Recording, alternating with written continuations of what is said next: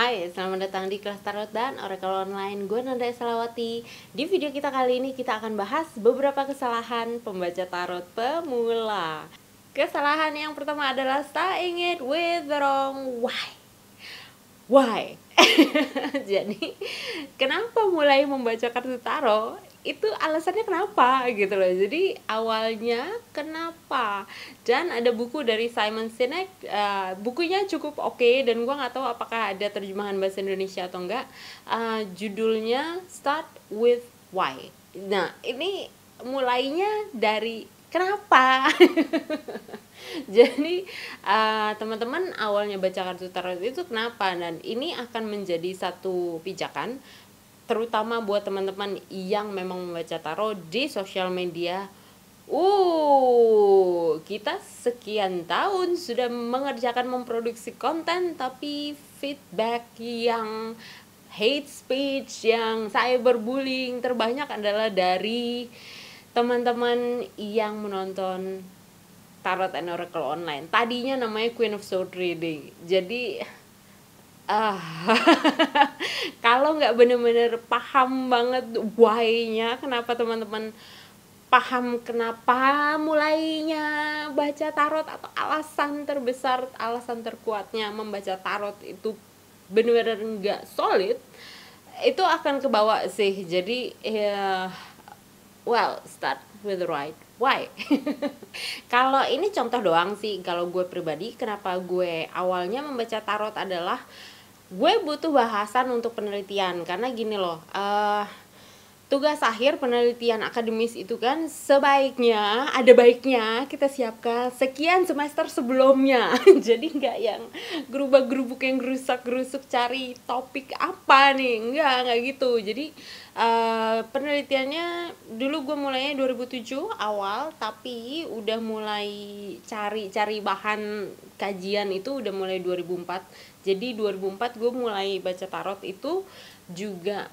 Yang gue beli pertama memang Rider-Waite-Smith, tapi setelah itu yang gue beli adalah Russian Tarot of Saint Petersburg. Karena gini, tadinya gue mau bahasnya tentang Matryoshka, ya kan. Matryoshka itu tau kan, nesting doll yang ada dibuka, ada boneka lagi lebih kecil, yang dibuka lagi ada boneka lagi lebih kecil. Nah, itu Matryoshka. Dan udah ada yang bahas, jadi gue gak bisa bahas lagi. Jadi yang belum dibahas sama sekali adalah Russian Tarot of Saint Petersburg.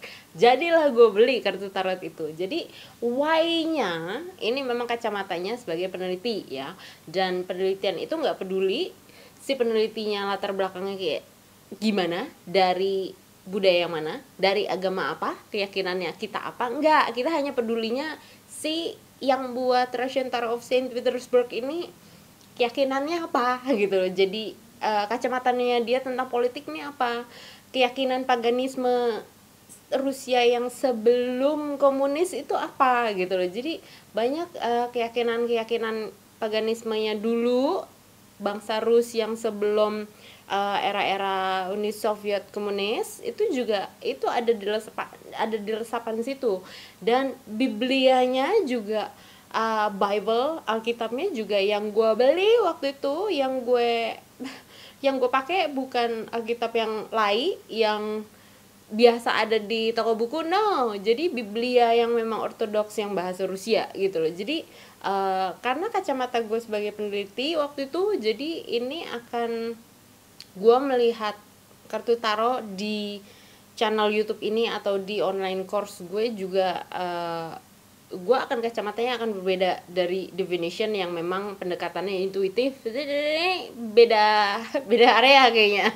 Walaupun gue ketemu lagi dengan dosen filsafat gue di pasca sarjana, ya kan, Bapak Budi, beliau bilang memang tidak ada 100% penelitian itu yang value free, yang bebas nilai itu sepenuhnya tidak ada. Pasti adalah sedikit-sedikit nyamber dikit gitu, ya kan. Cuman gue sebisa mungkin melihat si kartu tarot ini sebagai area yang netral. Dan ini juga ada kasus di Queen of Sword Reading. Waktu itu masih namanya Queen of Sword Reading, sekarang udah Tarot and Oracle Online Reading. Dan waktu itu ada yang komentar sampai ke DM gue, luar biasa ya kan, niat sekali sampai mengunjungi Instagram gue hanya untuk nge-DM gue, Mbak, FYI ya, di agama ini tidak mengenal karma. Oke, you do you, I don't judge.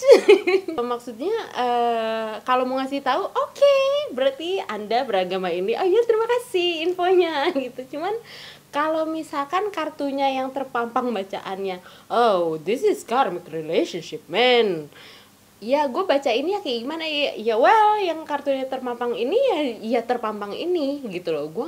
Gue nggak bekerja dengan Anda, apalagi ini hanya general reading di YouTube. Dan kacamata yang kayak gini nih, sudut pandang yang kayak gini, ini juga teman-teman akan berhubungan dengan why-nya pertama kali mulai membaca tarot, bukan?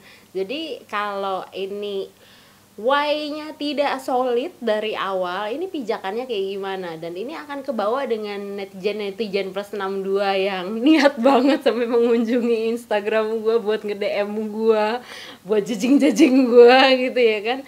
Ini penting banget why-nya sih menurut gue. Dan alasan kita membaca kartu tarot ini akan kebawa ke bagaimana kita menghadapi klien. Jadi ada satu contoh lagi nih ya. Jadi ada klien yang waktu itu memang bertanya karena ada dua pihak yang datang ke dia gitu ya kan. Pihak yang satu dengan yang lainnya sepertinya kutub utara dan kutub selatan sekali gitu ya kan. Timur dan barat sekali gitu ya kan. Yang satunya yang kayak gini, yang satunya lain lagi nih. Ini opposite banget gitu loh. Dan beliau nanya gitu loh, jadi ke gue, menurut mbak sebaiknya kayak gimana sih, pilih yang mana? Gini mbak, ini readingan bukan tentang saya ya, jadi tipe laki kita beda ya mbak ya. Kalau misalkan mbak kan sukanya tipe laki yang kayak begini nih, nah saya suka tipe laki yang kayak begini nih, jadi gimana dong? Nah ini why-nya kenapa kita melihat kenapa kita awalnya membaca kartu tarot, ini akan berhubungan banget dengan cara kita menangani klien, menghadapi klien, pertanyaan-pertanyaan klien yang kita sebisa mungkin ada di titik netral gitu loh. Dan mencari why itu juga tidak semudah itu Bergza.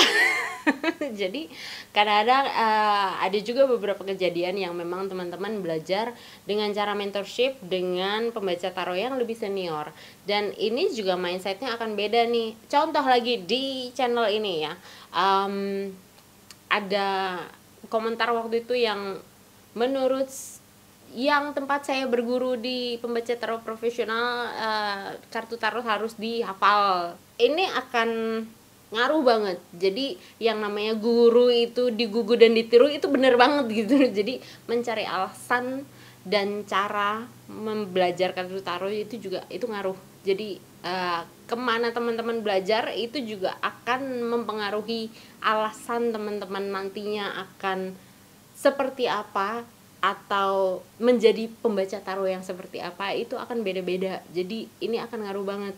Oke, kayaknya omongannya panjang dan berfaedah tapi dalam sekali ya. Ini kelas filsafat atau gimana sih?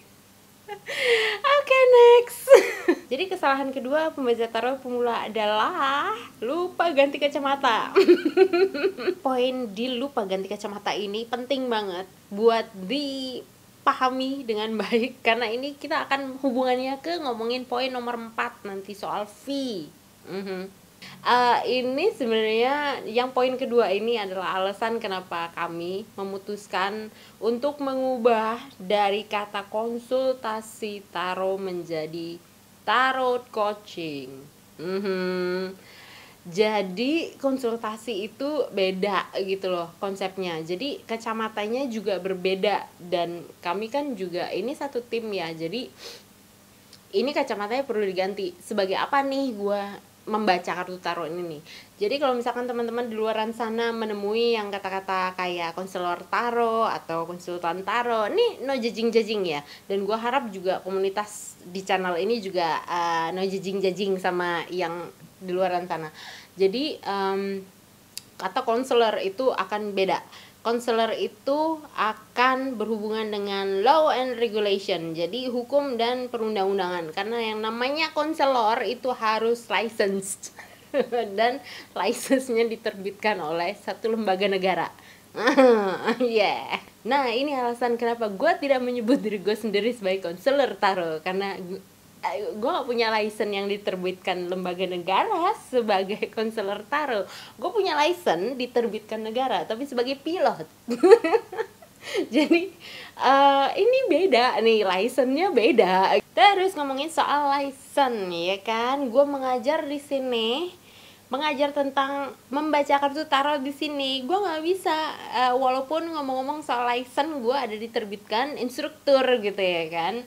Tapi kan instruktur gue sebagai certified flight instructor yang hanya bisa mengajar di pilot school. Jadi limitasi gue 2 tahunan di sini, dan gue hanya bisa mengajar sebagai flight instructor, ground instructor, FTD instructor. Jadi gue di YouTube ini kan juga, gue walaupun mengajarkan, ada namanya kelas tarot dan oracle online ini YouTube channelnya, gue nggak mengajarkan menggunakan license certificate flight instructor gue, enggak dong gitu loh. Jadi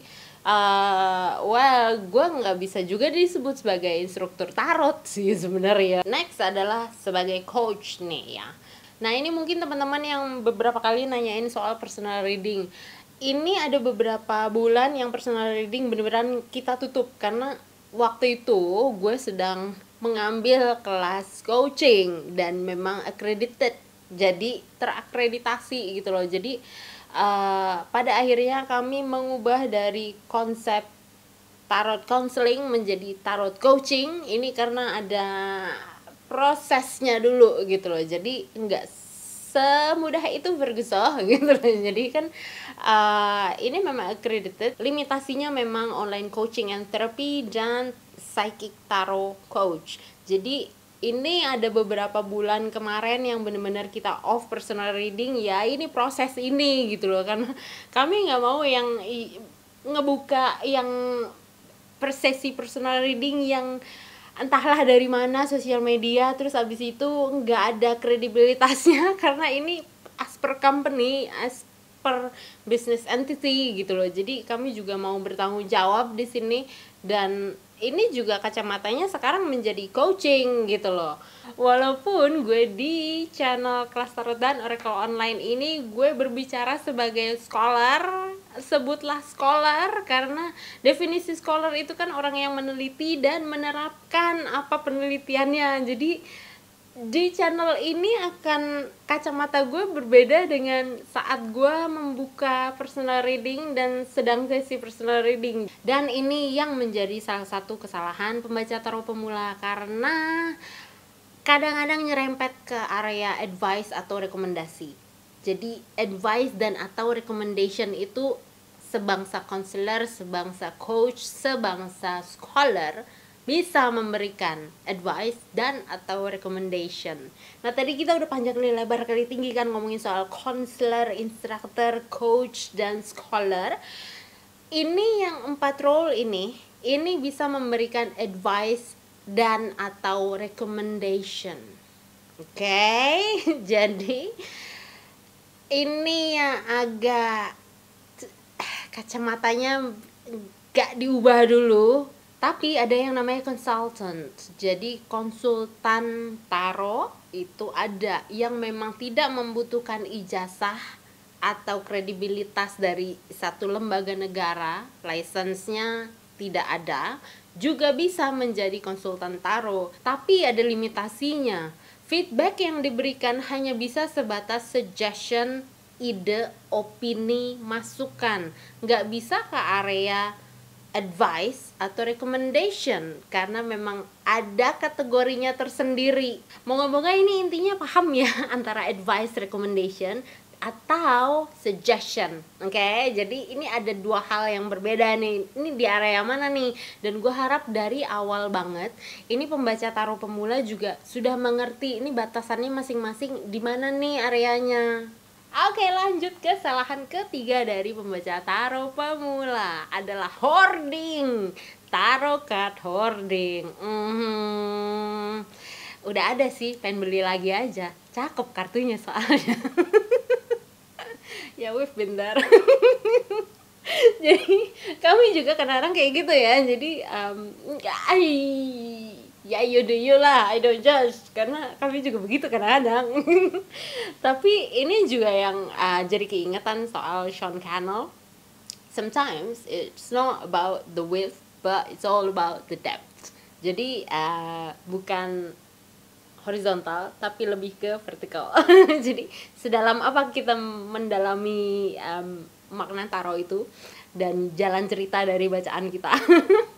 Tapi juga kalau misalkan teman-teman ngelihat kami ada di channel yang Tarot Oracle online reading, itu juga setelah baca satu zodiak terus ganti deck lain lagi untuk zodiak yang lain, atau mungkin bacaan satu zodiak dari beberapa deck kami buka shufflingnya, itu ya tergantung gitu loh tujuannya seperti apa. Kalau misalkan memang perlu seperti itu, memang perlu memproduksi konten seperti kami memproduksi konten, ya you do you, we don't judge gitu loh. Cuman di sisi lain juga kami ada dua channel, bukan satu channel, dua channel yang memang ngebahas kartu tarot itu bener-bener dibuka satu persatu. Kami bikin stock shotnya, yang memang ini salah satu kerjaan juga gitu loh. Jadi reader juga tapi memproduksi konten juga gitu loh. Jadi bukan kami mencari pembelaan sih, pengen beli aja kartu tarot. Iya sih kadang-kadang gitu sih, kadang cakep Bo gitu loh ya kan.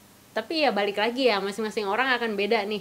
Kategori cukup itu seberapa banyak kartu tarot sih gitu loh. Jadi tarot decknya sebanyak apa sih baru kita mengenal kata cukup, itu akan beda-beda masing-masing orang gitu loh. Jadi ini juga akan kembali ke orangnya masing-masing. We don't judge, you do you. Jadi ya intinya sih sebenarnya kayak yang tahu kapan apply break, tahu kapan apply power sih. Jadi masing-masing orang akan beda-beda. Kesalahan pembaca kartu tarot pemula yang nomor 4 adalah boundaries, batasan. Well, ini sudah mengurangi, amat sangat mengurangi. Kecuali kenal banget ya, gue sudah mengurangi, bahkan kadang-kadang menolak buat personal reading secara tatap muka. Karena biasanya molor Bo, appointment cuma 15 menit kan katanya, kok 2 jam. Terus gimana gue ngecharge-nya sejam 45 menitnya lagi, gimana gue ngecharge-nya gitu loh ya kan. Jadi ini boundaries ini well. Dan ini juga mesti dari awal udah ada intro nih sama kliennya. Kita hanya baca sekian menit buat satu bacaan.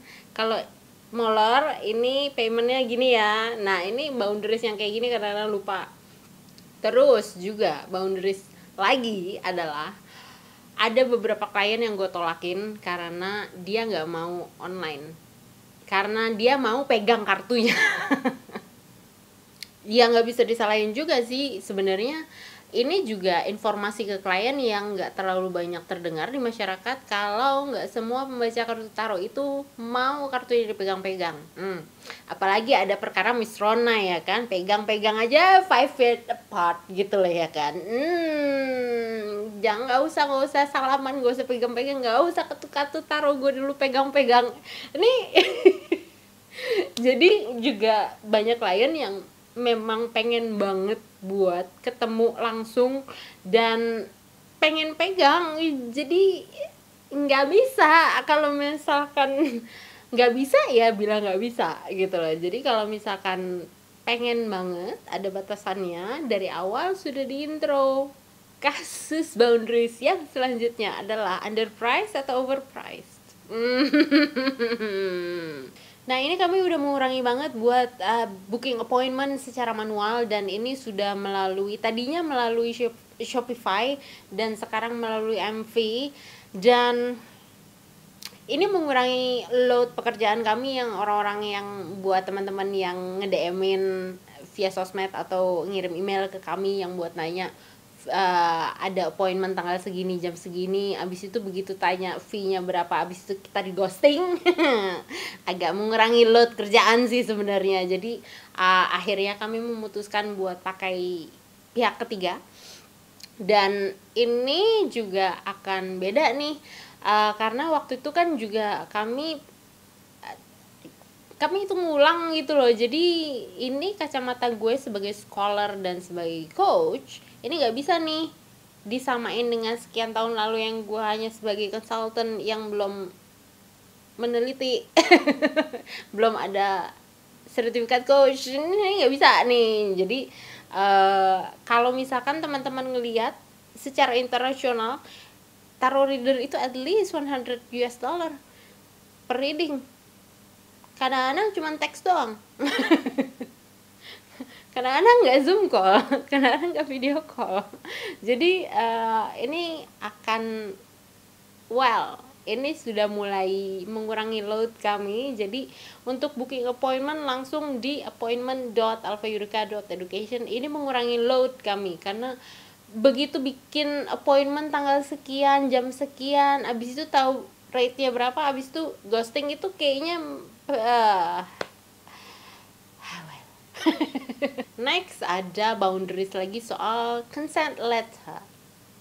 Consent letter ini kalau di luar negeri ini sudah amat sangat umum sekali. Consent letter itu buat orang-orang yang memang tarot readernya secara profesional meminta surat ditandatangani yang memang menyatakan kalau ada tendensi untuk menyakiti diri sendiri atau orang lain, si pembaca tarotnya berhak untuk menghubungi nomor dokternya yang tertera di consent letter. Itu ada. Jadi kalau teman-teman udah banyak appointment dengan tarot reader yang bule-bule, nah itu mereka minta consent letter. Jadi di Indonesia ini kayaknya belum umum, dan menurut gue ini penting buat dimulai sih. Jadi consent letter tuh biasanya ada surat pernyataan, nama si klien, nama dokternya, sama nomor telepon dokternya yang bisa dihubungin. Jadi kalau misalkan di sesi bacaan tarot ini, sesi tersebut ada tendensi ke arah-arah sana, jadi si pembaca tarotnya bisa menghubungi langsung pihak dokternya. Kita bisa refer ke siapa nih dokternya gitu loh. Jadi ada yang responsif, yang memang di dekatnya si klien kita ini yang bisa menolong untuk pertolongan pertama. Dan ini menurut gue sih penting buat mulai ada consent letter ini. Di channel Kelas Tarot dan Oracle Online ini kita akan bahas singkat banget dan juga sumber-sumber yang teman-teman juga sebenarnya bisa akses secara publik. Ini sumber-sumber yang terbuka dan bisa diakses kapanpun dengan gadget teman-teman. Jadi kalau misalkan teman-teman pengen yang lebih detail, kami ada online course sendiri yang memang berbayar dan ada sertifikatnya. Jadi teman-teman bisa langsung klik ke kelastarot.alfayurika.education. Di situ kami punya beberapa pilihan kelas, dan gue mulai baca tarot itu 2004 kalau nggak salah, dan di 2007 gue ada penelitian akademis di sini tentang makna-makna simbolik di balik kartu tarot. Penelitian gue waktu itu dengan metode hermeneutika, interpretasi makna, dan pendekatannya adalah mitopoik yang berhubungan dengan mitos-mitos, folklore, dan sebagainya. Jadi ada kemungkinan besar channel YouTube ini atau kelas berbayar kami mungkin agak kurang tepat sasaran buat teman-teman yang pengen belajar membaca kartu tarot dengan metode intuitif. Buat teman-teman yang belajar kayaknya kurang lengkap kalau misalkan nggak ada kartu tarotnya. Jadi buat teman-teman yang mau membeli kartu tarot original asli terbitan dari penerbitnya, kami juga ada beberapa channel online shop di sini yang memang perusahaan kami memang supplier atau reseller atau distributor resmi dari penerbit. Jadi semua buku-buku, semua kartu tarotnya, semuanya yang kami jual adalah original dan asli, langsung dari penerbitnya. Jadi teman-teman bisa langsung ke deskripsi, semua kita udah cantumin online shopnya dan official store kami. Buat teman-teman yang pengen belajar secara langsung atau personal reading melalui Zoom, bisa langsung mengunjungi appointment.alfayurika.education. Harga yang kami tawarkan mungkin lebih tinggi daripada harga pasaran, tapi bagaimanapun semua order dari teman-teman, apakah itu order merchandise atau kartu tarotnya atau buku-buku, atau mungkin teman-teman yang ikut kelas berbayar kami, bagaimanapun juga semua akan menutupi segala macam biaya produksi kami untuk memproduksi konten di YouTube. Jadi total per bulan itu kami memproduksi dan mempublish 48 video, at least setidaknya 48 video yang bisa diakses oleh publik secara gratis, tidak berbayar. Di channel Tarot dan Oracle Online Reading ini saja kami memproduksi 24 video per bulannya, setidaknya 24. Buat kelas Tarot dan Oracle Online minimum 4 video. Buat Tarot and Oracle Online minimum 8 video. Buat kelas konten kreator minimum 4 video. Buat channel Nanda Esalwati supposedly 4 video. Dan untuk channel Teapot Teachers Podcast khusus untuk keguruan supposedly 4 video. Jadi semua dukungan dari teman-teman akan membantu tim kami untuk tetap secara konsisten memproduksi konten di internet secara gratis buat masyarakat umum.